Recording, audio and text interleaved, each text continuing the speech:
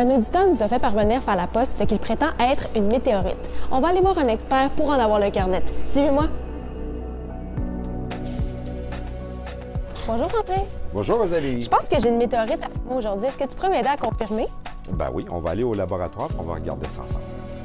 Alors on va regarder Rosalie si c'est une météorite, mais je te dis d'emblée que c'est très rare que les gens trouvent de véritables météorites sur leur terrain. Comme exemple, moi, ça fait 30 ans que je travaille au planétarium et c'est arrivé une seule fois en 30 ans qu'on m'a apporté une roche qui était véritablement une météorite.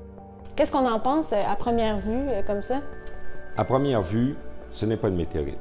D'après moi, c'est un résidu de fonderie. D'abord, ce qu'on peut remarquer, c'est qu'il y a beaucoup de trous. Et les trous, c'est mauvais signe. Les trous, ça veut dire que lorsque l'échantillon s'est formé, il y avait de l'air autour. Or, les météorites, ça vient de l'espace. Et dans l'espace, il n'y a pas d'air. Je vais faire un des tests qui est le test de l'aimant. La grande majorité des météorites, je dirais plus de 90 % des météorites, ont du fer à l'intérieur.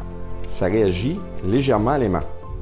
Donc, il y a du fer, oui, c'est normal, parce qu'on voit la structure, entre autres, tu peux remarquer, il y a comme des lignes, des arêtes assez aiguës. Et ça, c'est mauvais signe parce que quand la météorite entre dans l'atmosphère, elle est effritée par l'air lorsqu'elle traverse les couches d'air et ça va à ce moment-là lisser la surface qui fait en sorte que les arêtes vont être arrondies. Je te dirais, Rosalie, que c'est ce qu'on m'apporte le plus souvent et ce qu'on confond le plus souvent pour une météorite.